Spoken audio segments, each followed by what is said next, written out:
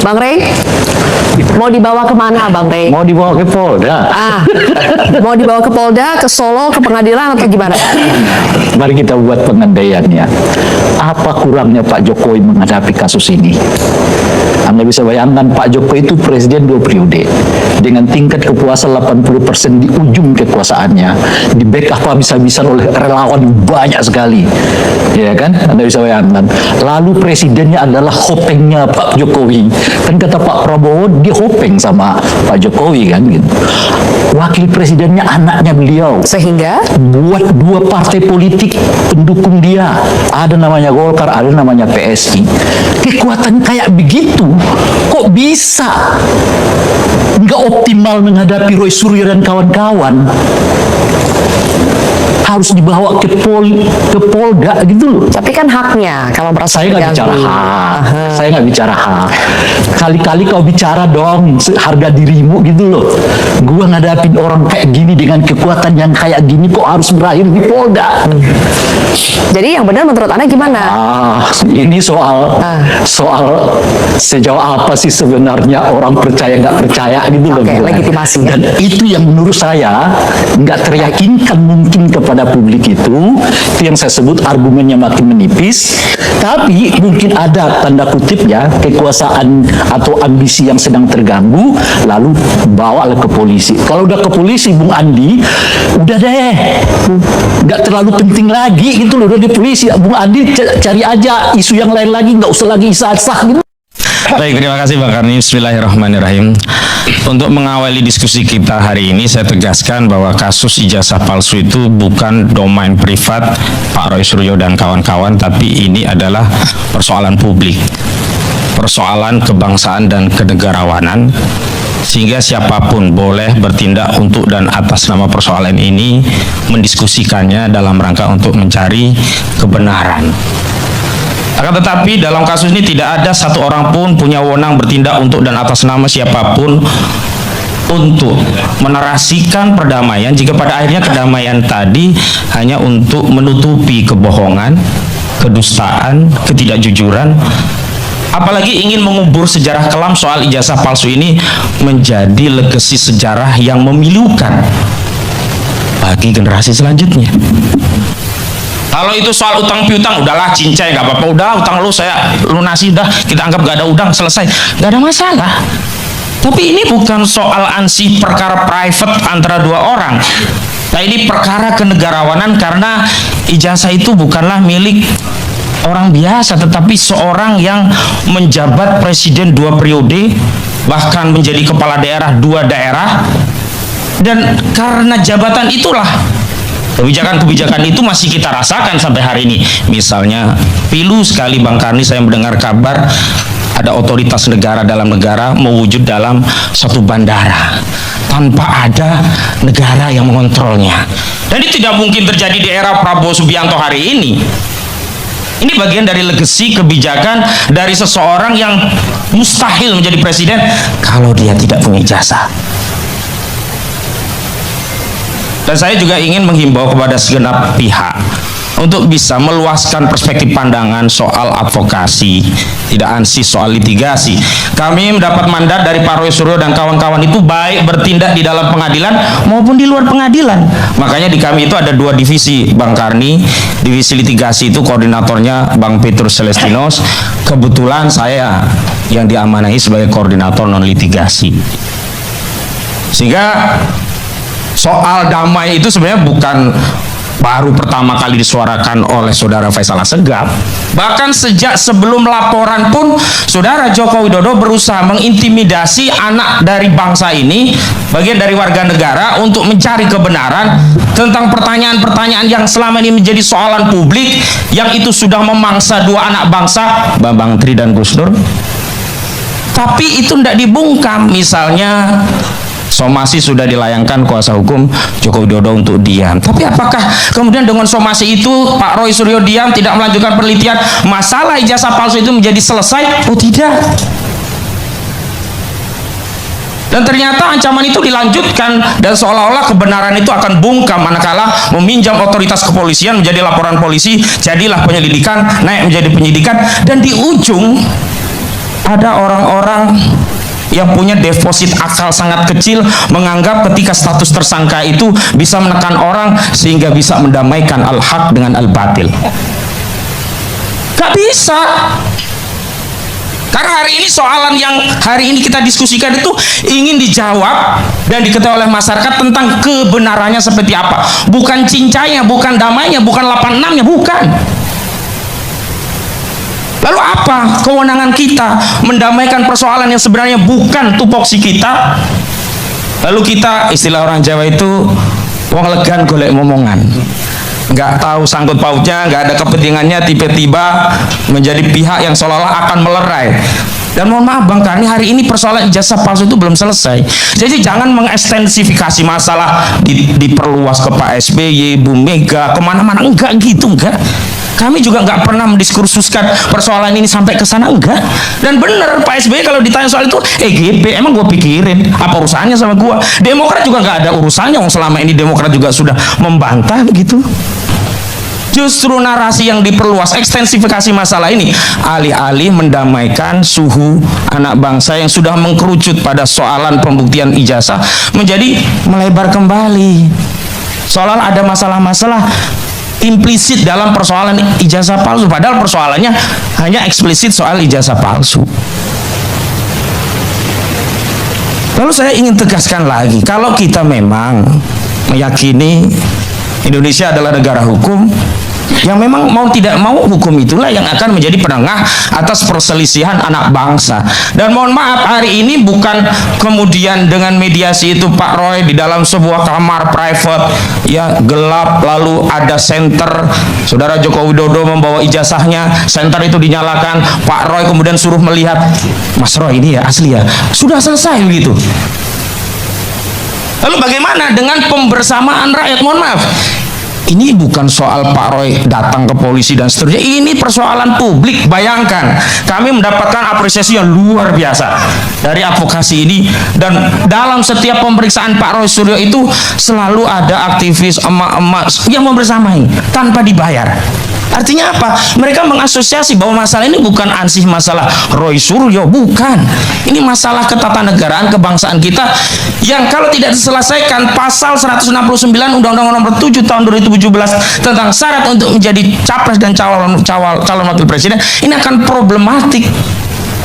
Masa iya kita akan balik lagi di saat negara yang lain sudah bicara yang lebih substansial, kita balik lagi dalam urusan-urusan yang memang itu teknis tetapi menjadi substansial. Kenapa?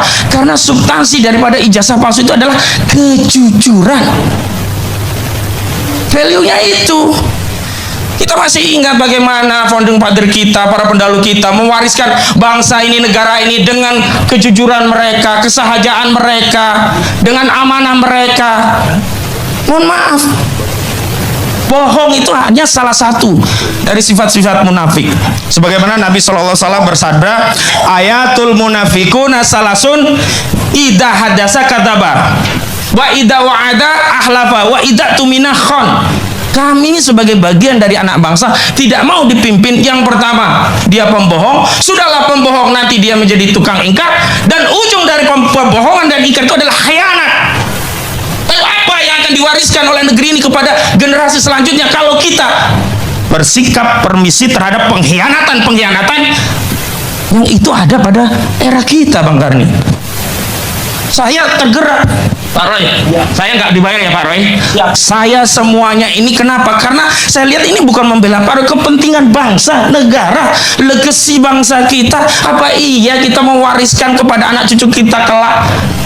Tuli, wahai anakku cucuku, bien dahulu kala itu kita punya presiden, ijazahnya tertuduh palsu. Kan harus dikelirkan ini. Dan ini juga kepentingan dari Pak Joko Widodo.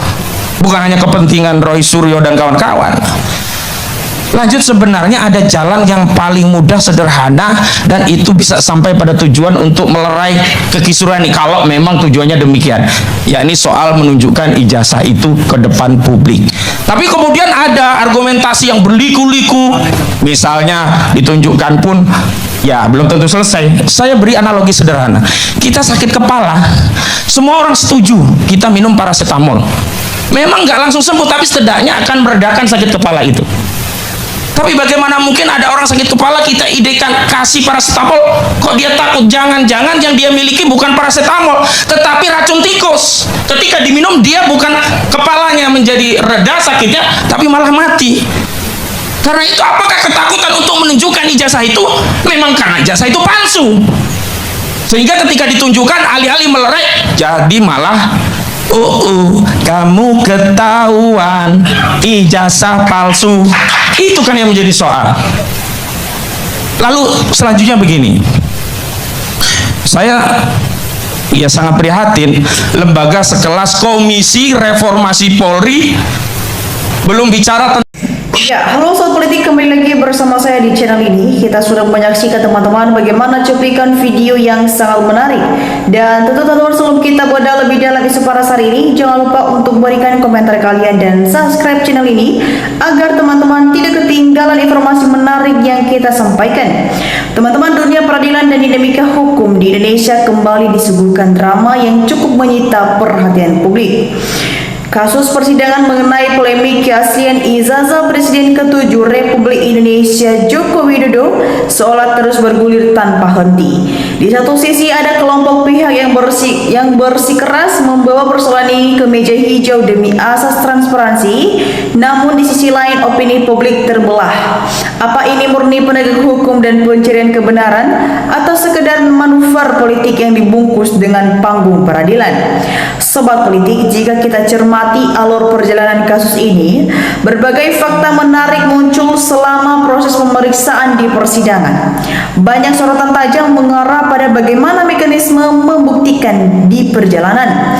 Dalam narasi yang ramai diperbincangkan di tengah masyarakat, ada tuduhan yang menyebutkan bahwa hasil verifikasi fisik maupun uji forensik terhadap dokumen terkait menunjukkan sejumlah keganjalan yang dinilai tidak sesuai standar keabsahan resmi. Teman-teman inilah yang kemudian dijadikan amunisi oleh pihak penggugat maupun penggiring opini untuk menyatakan bahwa ada persoalan serius yang terkait dokumen tersebut.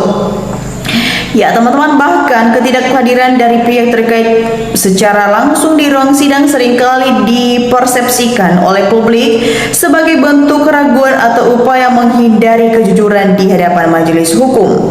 Namun teman-teman, tunggu dulu Sobat Politik, kita harus tetap mengundang persoalan atau memandang persoalan ini secara objektif dan berkepala dingin. Dunia hukum kita mengenai prinsip presumsi keabsahan dan asas praduga yang tak bersalah. Sebuah dokumen tidak bisa serta-merta dicap palsu hanya berdasarkan opini, asumsi awal atau penggagalan hasil pemeriksaan yang belum bersifat final. Tim hukum dan pihak yang berseberangan menegaskan bahwa perbedaan sistem pengabsipan, faktor usia dokumen hingga penyesuaian administratif pada masa lalu seringkali memicu salah paham jika diuji tanpa melihat latar belakang historinya secara utuh. Selain itu, temuan forensik atau keterangan ahli di dalam persidangan hanyalah satu alat pembuktian pembantu dari seluruh proses pembuktian materi. Majelis hakimlah satu-satunya institusi yang memiliki kewenangan penuh untuk menilai, menimbang dan memutuskan keabsahan hukum dari seluruh rangkaian bukti yang dihadirkan. Ya teman-teman semua, fenomena yang kita saksikan hari ini sebetulnya memperlihatkan dua ruang arena yang sedang bertabrakan, yaitu arena hukum dan arena opini publik. Ketika suatu perkara hukum tidak ditemukan titik temu di dalam persidangan, narasi kerap dilempar ke panggung politik dan media sosial untuk meralihkan legitimasi publik.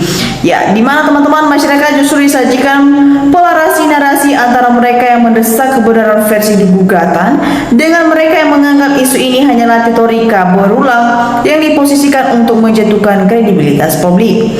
Ya teman-teman semua, masyarakat yang cerdas saat ini sadar hukum. Penting bagi kita untuk tidak teman-teman melihat bagaimana hukum tetap atau pasal ingkrah, keadilan tidak bisa ditegakkan atas desakan opini publik, melainkan harus berpihak pada fakta-fakta hukum yang sah dan transparan. Ya teman-teman, bagaimana menurut pandangan kalian sekalian? Apakah proses persidangan ini akan menjadi titik terang pembuktian yang tuntas, ataukah ini hanyalah akan terus menjadi konsumsi perdebatan publik tanpa ada ujungnya? Ya sobat politik, mari tuliskan pendapat kalian di kolom komentar di bawah, karena di sana kita akan berdiskusi bersama. Ya, kita mulai teman-teman di kolom komentar di bawah ada banyak tanggapan dari netizen yang sudah memberikan tanggapannya, dan mari kita saksikan bersama teman-teman bagaimana perkembangannya. Ya teman-teman, di sini disampaikan oleh teman kita Mbah Yanto. Di sini dia beberapa teman-teman yang mampu mengadili Jokowi cuman rakyat. Kumpas tuntas di sini dia beberapa teman-teman, saya yakin Jokowi seumur hidup nggak bakal hadir. Haryanto juga memberikan tanggapan, kerudung rumahnya dan nempelkan buang ke bawang sang Solo. Ya, kita saksikan pendapat dari Indonesia Top. Ayo Pak Prabowo, jangan omon-omon, coba tuntaskan polemik ijazah Jokowi. Kita saksikan pendapat dari Sumiati. Di sini dia berpendapat sudah terbukti uji forensik, error, kok nggak segera dipanggil pemiliknya? Pemerintah nggak menyadari gara-gara ijazah ini sesama rakyat bermusuhan terpecah belah. Nana Sumperma memberikan juga komentarnya, teman-teman, hebat preman jadi penguasa, jadi orang nomor 1. Kita lanjut teman-teman, Sukarso berkomentar, pelopor kebohongan akan menjadi contoh kepada generasi berikut. Siap-siap Indonesia akan menjadi negara berbohong di dunia. Ya, Dadang juga memberikan komentar, pembohong rata-rata di Konoha dari atas sampai bawah beranti korupsi. Sri Mumpuni berkomentar, astagfirullah, kejamnya penegak hukum menutupi kebohongan. Kita lanjut, kita saksikan pendapat dari Raden Sofinus.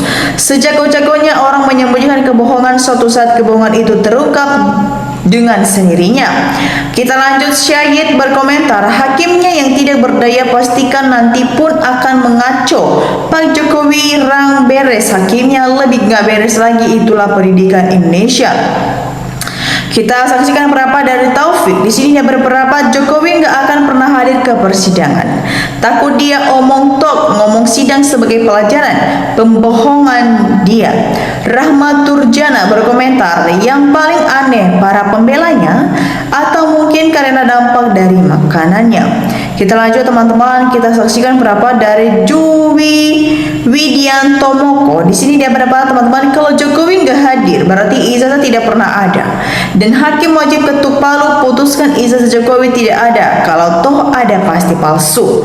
Kita lanjut, disampaikan oleh teman kita Haji Enja memberikan tanggapan, saya himbau kepada semua penegak hukum supaya segera selesaikan masalah ijazah ini. Rakyat sudah muak menyaksikan sandiwara ini. Para pejabat bukannya terima kasih kepada Roy Suryo dan pada Dr. Tifa yang telah membantu aparat hukum, malah memihak pada tersangka yang gak punya malu, sudah pada error. Kita lanjut, kita saksikan pendapat dari Sumim Wiartono memberikan tanggapannya, sekelas presiden mampu membuat ijazah asli dengan kedugaan tertinggi sebab itu jadi presiden, tetapi untuk mentafsirkan ijazah dengan cara tidak hukum. Didi Asdi berkomentar, sebenarnya pemerintah tahu dan mengetahui, cuman pura-pura saja nggak tahu. Kita lanjut teman-teman, Setio memberikan tanggapan, inilah seluruh rakyat menang demi membela kebenaran dan keadilan di negeri Konoha. Kita lanjut teman-teman, Asman Chong berkomentar, nyibulnya sesuai dengan ekspresi wajah pembohong berat. Memang apa mau ditunjukkan kalau ijazah nggak ada? Kita lanjut teman-teman, Samson berkomentar, ikut komen, maaf bosku, semoga keadilan Tuhan yang Maha Esa Maha Adil untuk negeri ini, Republik Indonesia. Kita lanjut, Haryanto berkomentar, seret ke pengadilan untuk membuktikan ijazah, kalau nggak punya ijazah suruh bayar utang-utangnya selama beliau menjabat jadi presiden. Kita lanjut teman-teman, disampaikan oleh Ibu Sugiyawati, assalamualaikum, sekarang segala peristiwa ijazah sudah terbuka karena pertualangan Allah sudah datang, tidak ada yang emak-emak. Ucapkan salam merdeka, terima kasih ya Allah, semoga Indonesia merdeka. Ya, sobat politik semua, bagaimana tanggapan kalian mengenai isu polemik ini dan tanggapan dari netizen yang sudah kita saksikan? Jangan lupa teman-teman untuk memberikan komentar kalian di bawah dan subscribe channel ini dan aktifkan lonceng notifikasi agar teman-teman tidak ketinggalan setiap update terbaru yang kita sampaikan setiap hari. Demikian saya teman-teman untuk cuplikan video kali ini. Jangan lupa saksikan video berikut yang tak kalah menarik. Salam NKRI, harga mati.